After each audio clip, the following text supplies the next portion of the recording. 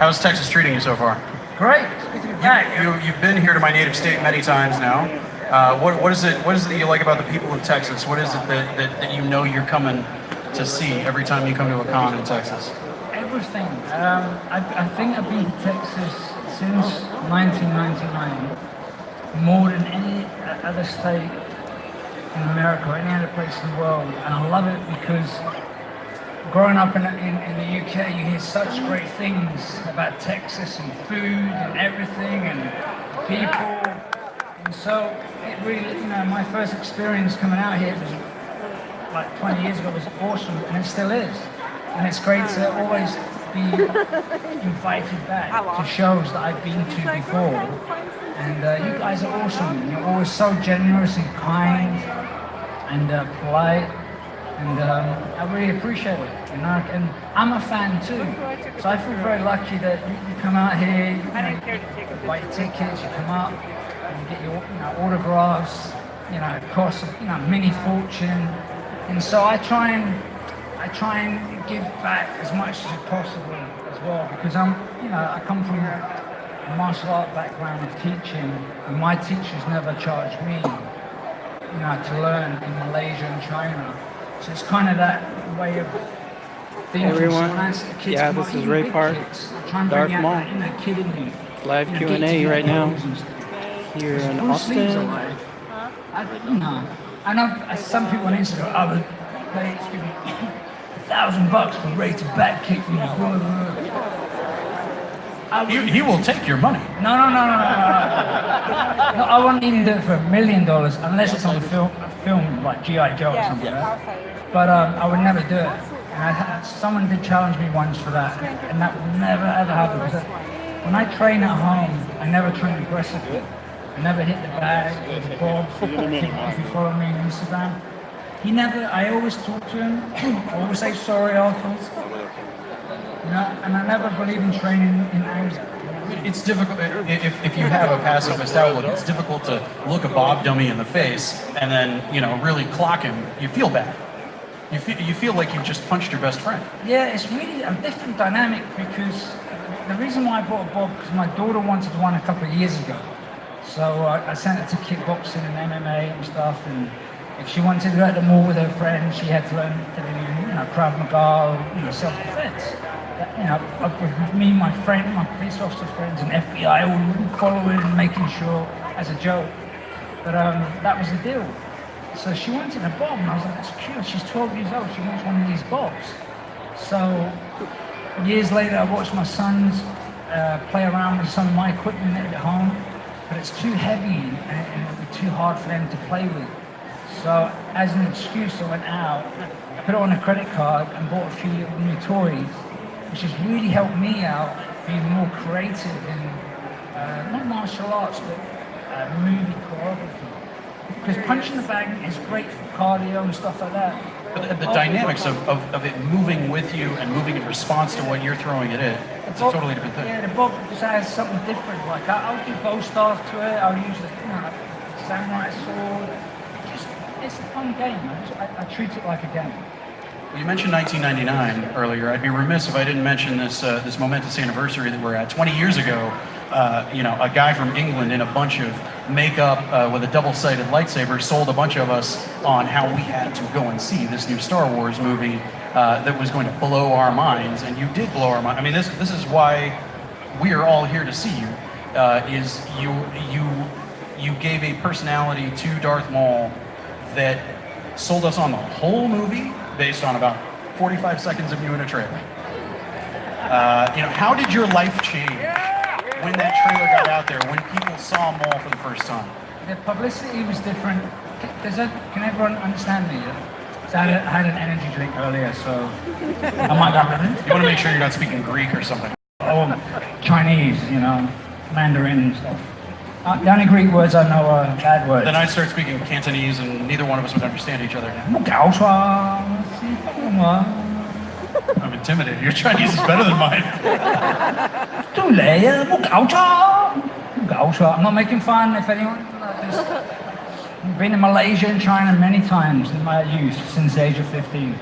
So what was the publicity like in that initial phase for Phantom Menace? So I had a flat, and I was, maybe making £30 a week teaching how to do gymnastics. And there was a big poster of me. You might remember it where it says fear or hate, and I'm standing there, and it was on the bus stop. But I didn't think to get a camera, maybe I didn't have a camera back then, to take a picture of it or a selfie. There was no such thing because if anyone saw you do it, you were a weirdo. But I used to drive past a poster on a bus stop and not think, oh, that's me. Does anyone else know? So it was a different kind of publicity, I think, here than it was in the UK. Here it was everywhere, billboards, and the only way my experience from that was on G.I. Joe, seeing snake eyes everywhere. I mean, I was like, it's me, Hollywood, yeah. So it was, thanks. Thank you, I was not off my teeth. Thank you. So it really hit you more for G.I. Joe. Yeah, I got to experience with G.I. Joe, but I'm grateful for the opportunity of being Darth Maul. It was because of martial arts, Nick Gillard, Rick McCallum, George Lucas, and it was just a character. Of course, I wanted to be a Jedi when I was a kid. No one wants to be Darth Vader or the bad guy. I didn't want to be Darth Vader, but I wanted to be a Jedi. Well, what was the call? Did they tell you what you were doing before you actually got there and got into makeup? And did they even give you an idea of what you were playing? No, well, I wasn't playing anything. I was just, Nick brought me in because he heard about what I did on Mortal Kombat from a friend. And they were looking for one man to play, they wanted a stuntman and an actor, stuntman, one person to play the part. And I don't know who else was considered or anything, but I was just in awe and excited. I turned up with my Great Britain team tracksuit, my spears, my swords, my sticks, every Chinese weapon, competition weapon possible to demonstrate an audition. And back then we didn't have DVDs. I didn't know what a show reel was, so I had a portfolio, and it was me doing my Van Damme splits across the chairs.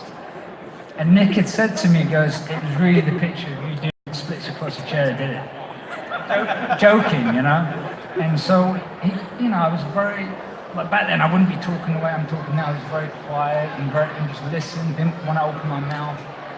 They like that on a film set, actors who don't talk a lot. Yeah, just keep quiet. But Nick was explaining and then he was explaining the dynamics of it.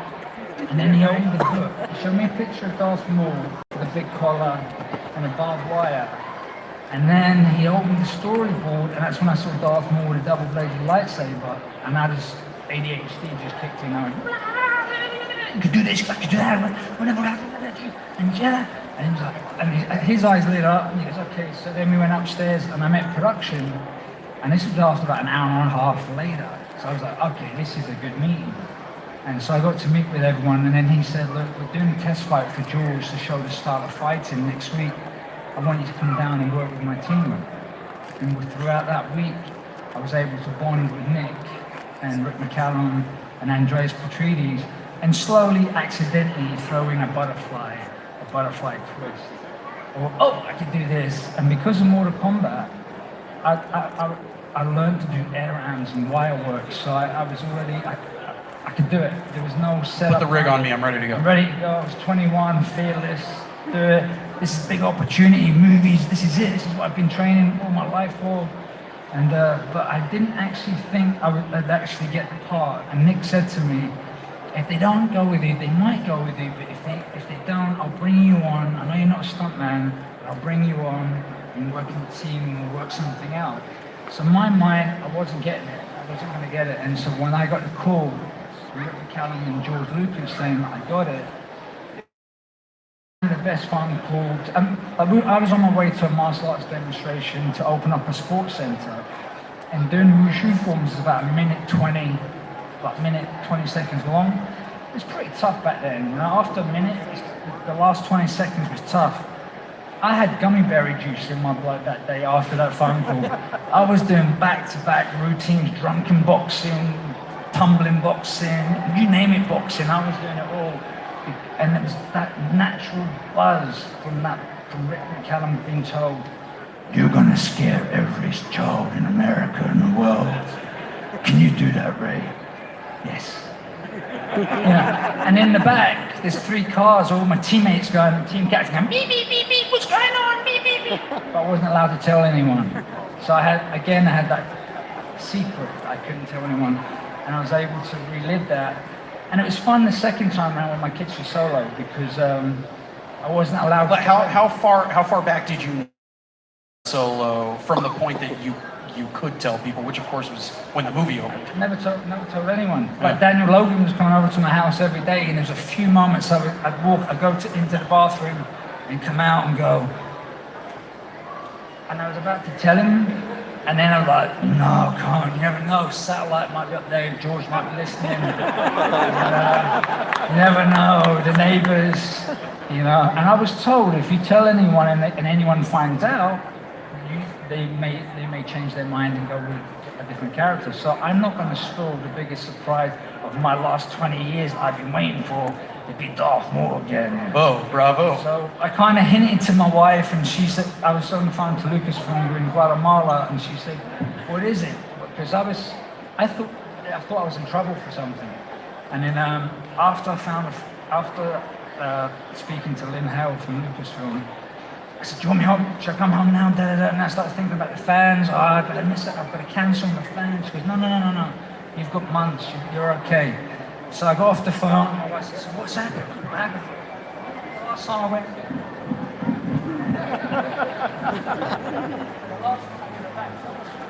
I didn't do a backflip that time. And she's not really. Remember when I went, zzz, but I can't say, remember? So she said, okay. My kids didn't know until the premiere. What was their reaction like? Did you turn to them to watch how they reacted to Dad showing up on screen?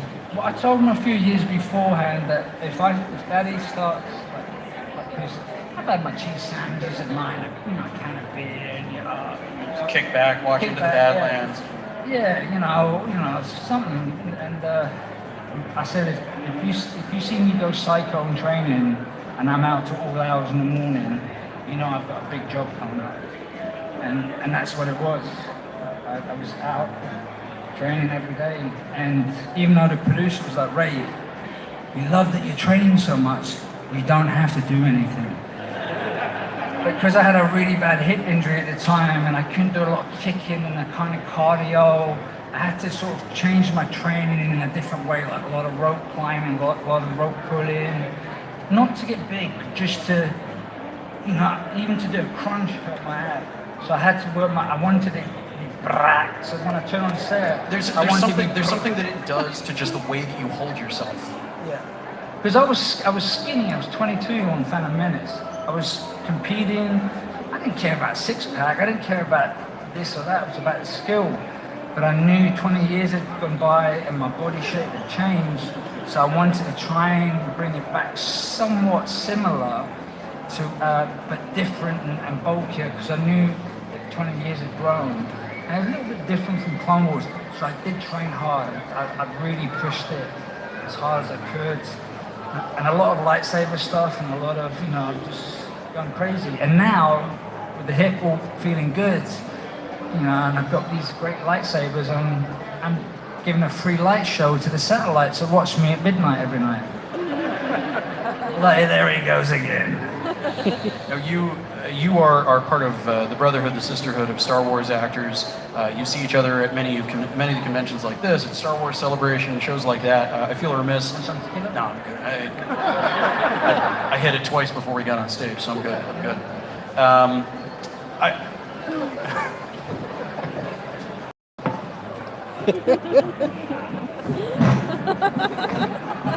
Oh my God.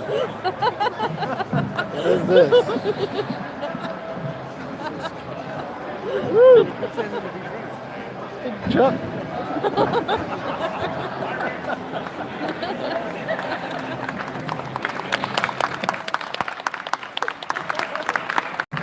It's the best choreography we have today at this point. See, we're a good team, we just make things up. Well, I have to ask you about, somebody that many of us have seen at conventions over the years, that you've been at conventions with, also part of the Star Wars family. We lost recently a a transplanted native Texan. You know, when Chewbacca puts down roots in Texas, you know what? Chewbacca's he's a native Texan. He's from England, but now we claim him. He's a native Texan to us. What was it like interacting with Peter Mayhew over the years, seeing him at conventions, at fan appearances, at premieres, that kind of thing? You know, what was he like as a person? Do you remember the first time you met him? I remember the first time meeting all of the original cast members from my very first convention, and I was just in awe of. Didn't I have to get up and talk because I was young and a fan, but. I will tell you something personal. My phone was off all that week. I was having a bad week, and I switched it on. And the first text I get was from my cop buddy, and then Peter's family telling me about Peter. And I just cried for days. Very sad. He was always really nice. We've done many Star Wars weekends together. He was super cool to my kids. My kids love Chewie, you know. Who doesn't love Chewie, right? You know, it's great. So it's very upsetting for me. And yeah, he's just such a nice guy, you know. It was just always nice to do shows with him. Yeah, it was nice to see when he was asked to come back for The Force Awakens, and he was getting his knees done, and he was happy, and he was determined, and he could walk. It was really good to see that journey for him, and I was so happy for him when he was asked back to do that. So that was, I'm very sad when he was passing. I have to imagine that meeting him as you were early in your being part of the Star Wars family experience, that had to somehow influence. You're so great with these fans. You alluded to it earlier. You don't give yourself enough credit for how generous you are with your fans, how much time you spend with people, I mean, you are always listening to people. You know, whatever life story they've got to tell you, I see the same thing that you do, that Peter did, where you are there for them. Like, there's got to be some kind of magical energy that you get from what the fans are giving you at the table. What has it been like getting these stories from people over the years of what, you know, your work in Phantom Menace, you know, meant to them, what you know, doing G.I. Joe meant to them? What has that experience been like for you? It's a tough question for me because the only the answer I can give to you, and it might sound strange, and I've said it to a few fans, is that when I'm training at home, I spoke to a few guys that, but some people think you train, some people train for competition, for the look of the physique. When I work out, I'm not working out to be big or, you know, as long as I'm not, you know, my belly's over my you know, I'm tucking my belt stuck in my belly. As long as I feel fit and I can pick up my kids, my wife and 2 dogs, and able to pick them up and get them out of the house for danger. That was the reason why I changed up my training. Because after 37 years of training in martial arts and conditioning and gymnastics, it gets boring. It gets stale and burn out, and I kind of go all the way out, and I'll push it and push it and push it, and then I'll suffer and be in pain for a week, and then I'll be moody, and then I'll do something else. But I'm at my, and I'm going around the circle here, but I'm at my happiest when my body's in sync and I'm moving, I'm just free flowing.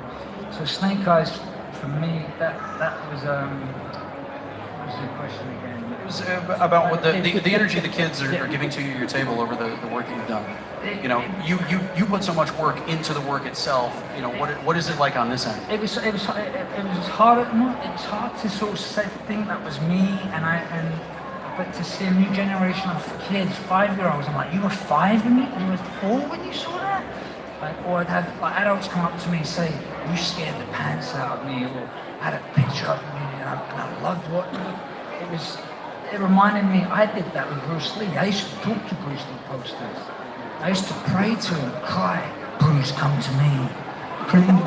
Get me through this. I want to ask this girl out. Make her say yes, Bruce. No, I just want to make. I want to be the best. I want to be the greatest. Train me, come to me in my dreams and stuff. Whereas my brother had, you know, posters of girls everywhere. I had, you know, Bruce, and I still have posters of Bruce everywhere. So now I know what it's. I can relate to it now because I have kids. Whereas before, I would see other kids walking around saying Tesco's or Sainsbury's, which is like a Von. Yeah, it's a HEB, you know. Yeah, like a supermarket. And they've got a Darth Maul backpack or a Darth Maul t-shirt. I want to go up and go, hey buddy, that was me. That was me. But in England, there's a bit of a weird culture. And even now, I did it recently, a year ago to someone, said, Darth Vader, backpack. Kid looks up at you, he's like, what's wrong with you? Yeah, if I'm a weirdo, and the mum is like, I'm trying to be like, hey, but Darth Maul would have been better, you know? and Don't speak to my son, sir. Please, leave him alone. So you couldn't go up and say, hey, that was me. You know, that was me. Until my kids came along, and then I didn't speak about Darth Maul in the house. Not at all. That's where the Snake Eyes, I was going too far ahead of the Snake Eyes. And then their friends, parents knew what I did, because they were in the business. Your surname is what? And your dad is who? Oh. They were fans, and they knew. My son would come up to me, Daddy, he says you're the bad guy. You play a bad guy. I said, okay, son. And then I have to explain. But I think this boy just wants to be my friend because he knows you're in Star Wars. You know, one of those ones? So, but when the boys come over now, and I hear them come, I've got to be...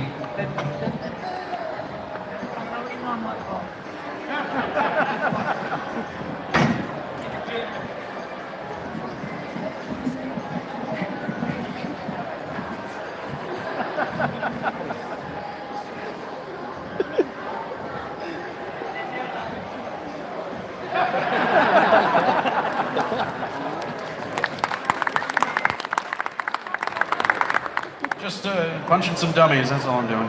You know, do some, you know, what I've noticed is you get a lightsaber out and it's like, whoa. You know, I can jump off the house, do a flip, landing splits, do a back spin, up in one hand, 2 fingers, walk on my fingertips. So what?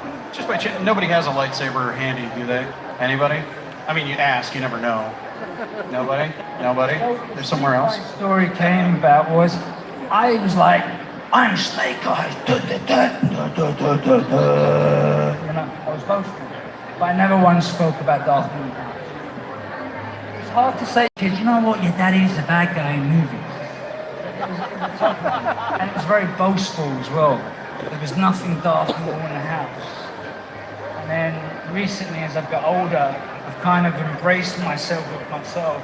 And then just recently, I've taken everything down and gone, Raymond, that's the past. We're future now. Future Raymond. Yeah, go and stop living in the past. I've got a question that you talking about Bruce Lee. No, not. This is what we do. We interrupt each other, and it's delightful, and everybody's having a great time, right? Yeah. We'll get back around to that. But you mentioned Bruce Lee, and there's this new show, Warrior, that just finished the first season of it. Have you been watching it? I love it, man. It's so good. So for those of you who are not familiar with it, I was like that today. Yeah, it's set in San Francisco years and years ago, based on ideas originally brought up by Bruce Lee. The show that he couldn't get a studio to make back in the day. The original one. Yeah, the original Kung Fu, basically. What is it that you like the most about the show? Like, what is it that really gets your attention and makes you start binging something? For Warrior? Yeah, for Warrior or for Badlands, At first I was like, here we go. And so I was like, I want to watch something be inspired, because if I watch a martial art movie at night or an action movie, I can't watch action movies as much anymore. I watch kind of dramas, documentaries, because if I watch anything that relates to something I could do, it kind of does something to my body. Kind of makes, and then I can't sleep. And I want to go and work out. And the same goes for a martial art movie, so I have to watch it in the daytime. There's a certain time in the day where I have to watch a Kung Fu film. Around about 10, 11, 12 o'clock. Oh, it's not done? Then I can go and train. I thought that was the kids are still at school. And so when I started watching Warrior, I liked the direction and where they were going with it. And I thought the acting was really good. I thought Andrew, I don't know how to pronounce his last name. I didn't know he was English or British. But it's, I'm looking forward to season 2. And I wanted to be into Badlands. I was hoping I'd be in it. I was hoping my hip is fixed. I'm ready. I can flip and split. Put me in. Well, it turned out that we didn't. It doesn't look like we have any lightsabers in the audience. I do. No lightsabers? What about katana sword? I do have a pair of collie sticks. Oh wait, there's a lightsaber. Oh, it's a sword. Okay. Yeah, pass that down. We'll play with some stuff here. You know what to do with these? I don't know. You probably know better than I do.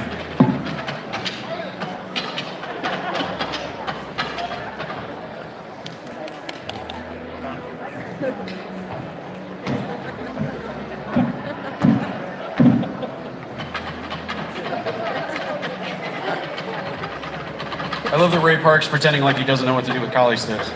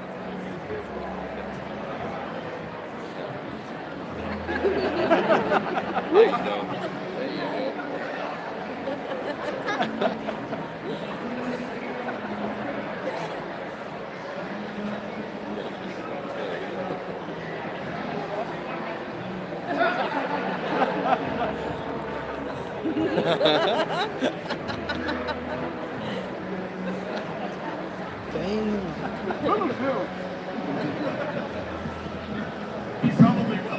I did my sound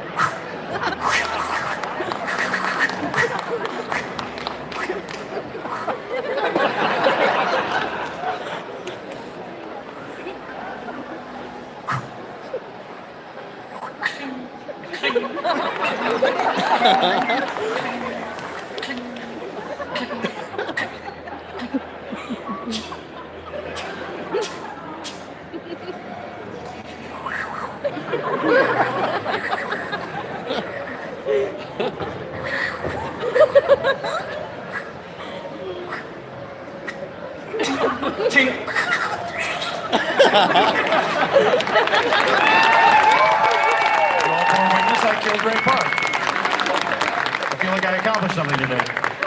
That was good. That was good. We just made that up. Yeah, we just made that up. I brought my sticks from home. I was like, somebody will have a sword. It's a convention. Somebody will have a sword, right? We're doing lessons $1,000 a minute. Yeah.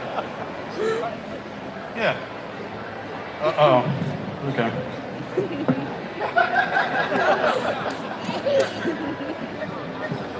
I think I'll go with the Conan grip.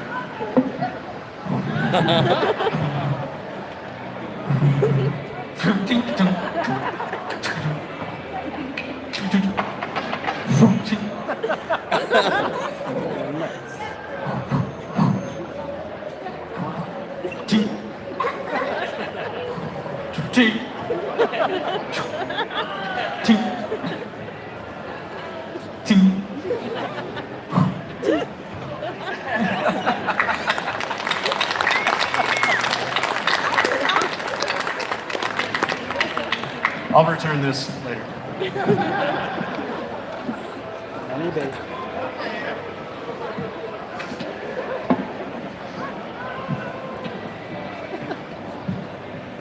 Done.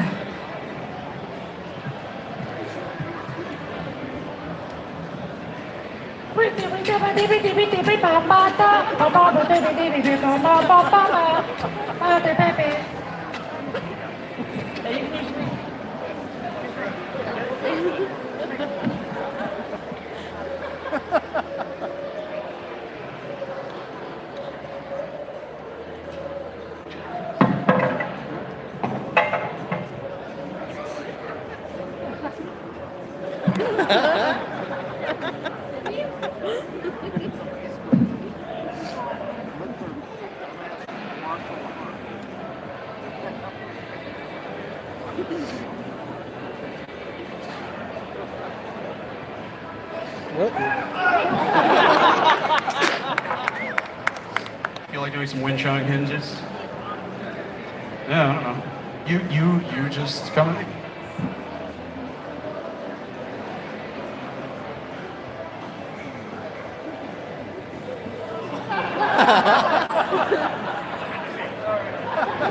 I've been defeated. I've been defeated. It only took 3 moves. Yeah.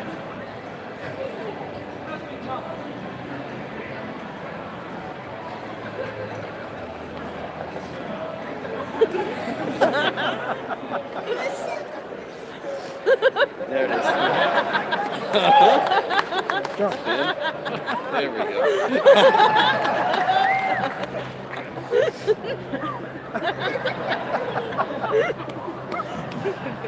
we go. That's exactly what I was thinking.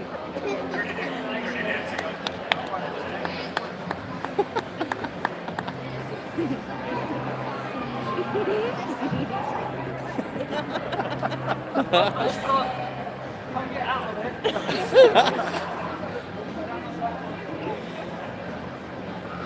Inventing a new kind of martial arts.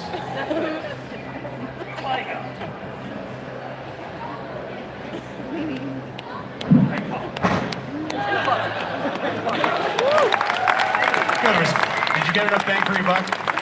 Did we do it? Do we have any questions from you guys? I wanted to make sure that we had a little bit of time for you. Oh, look, our sound effects man. Hi. What's your name? My name's Richard. What do you want, Richard? For Ray, I had a question. If what kind of inspired you to get into martial arts? You mentioned Bruce Lee, so I'm assuming that you watched a lot of kung fu movies growing up. Do you have any favorites of that? My dad. Sorry for being out of breath. By design. Who's Yeah, my this? dad There we loved go. Bruce Lee, and even before I went to my first martial art class at 7, 8 years old, I was that kid, you know.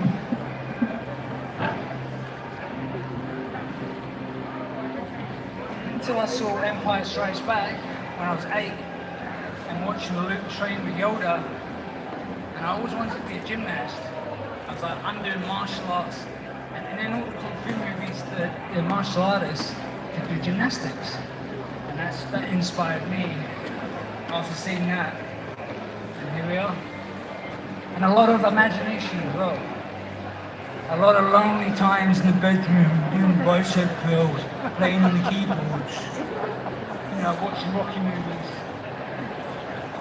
kicking back. I even had a punch bag at the bottom of my bed, so when I'd wake up in the morning, I'd kick it, punch it, and it go off. Because of Jackie Chan. Sometimes you just want to have a wooden dummy in your house. Yeah. Right here. What's your name? My name's Rebecca. Rebecca, how's it going? Pretty good. What do you want? How you doing? I was wondering, since you're kind of known more for movies with like, you know, a lot of makeup on or behind a mask like Snake Eyes, do you kind of prefer that, or would you rather people recognize your face, you know, like without have to move without all? Do you do it for the art or the fame, Ray?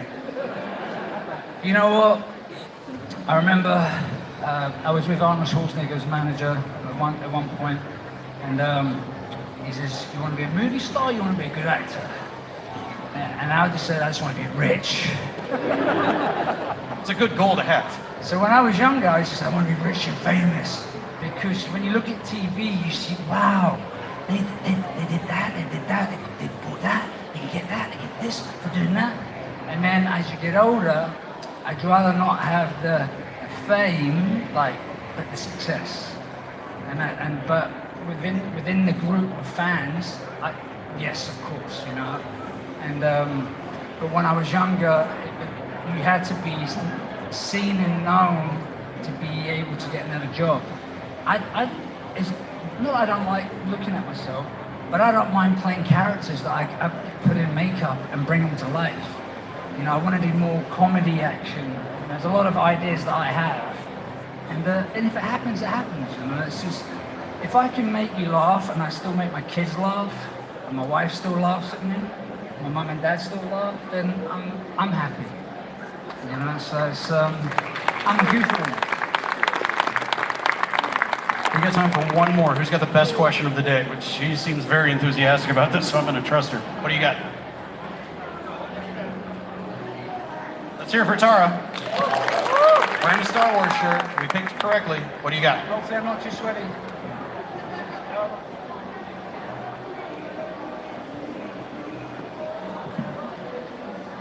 The question was, if there's a Darth Maul movie, if there were a standalone Darth Maul movie, or maybe even TV series on Disney Plus, who knows, while we're dreaming, what would you want the story to be? What story of Darth Maul are you most interested in seeing brought to the screen? As long as I'm Darth Maul. It'd be great for myself and Sam to be brought back together, but before we did Solo, I always envisioned, wouldn't it be great just to have an episode or a movie of Maul on the hunt? No dialogue, no talking, like the old Snake Eyes, G.I. Joe comics. Silent issue. Silent Yeah. issue. And he's just on the hunt, and it's just Maul, just annihilate. There might be a few words here and there from other people. Then it means I don't have to talk. But after doing Solo and actually getting really into it, and it was a different form of Maul compared to episode 1, I really enjoyed it. So I would play any kind of Maul as long as it's Maul, meaning the Maul. As long as I can still do it. You mentioned the silent issue of G.I. Joe. You met Larry Hama, right? Yes. Yeah, okay, yeah, Larry's right over there. Awesome. Yeah, comics legend. If you're a fan of G.I. Joe, if you're a fan of Snake Eyes, the guy who created him was 20 paces that way. Yeah. Cobra Commander! So, do we have any wushu people in the house? Any wushu people? What's a wushu? Is anyone willing to learn a wushu move? A lot of people. Come down. Very eager. Come down. You want a prop? All right, good. Oh, hands only. You recording? Can I go down there? Ray's recruiting an army, it seems.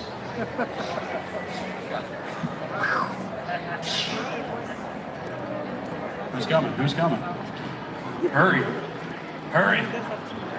Limited time offer. Act now.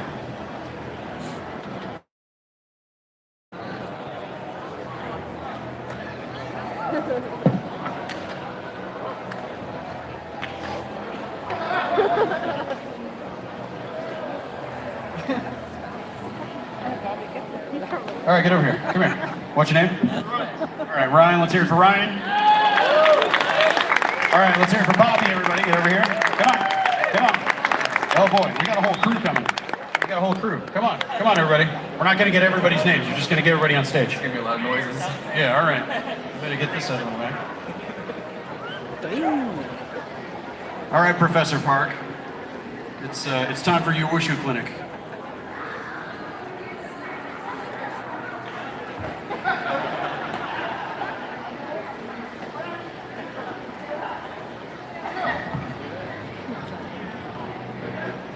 Now you do.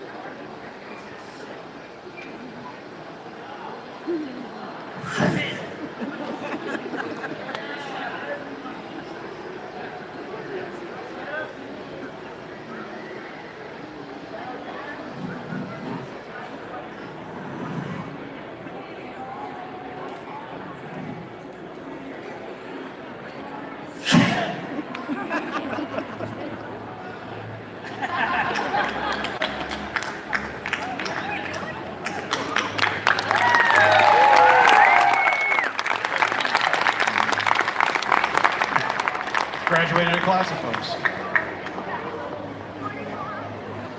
Ray, they're kicking us off the stage. Here.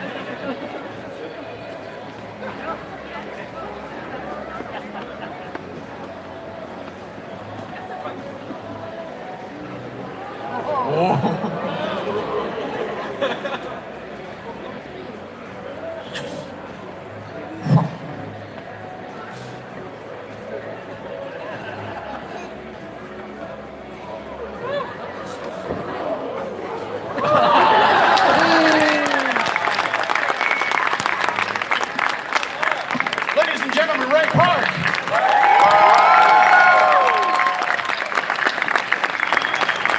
And that was fun. I'll be back in a little bit live for a very nice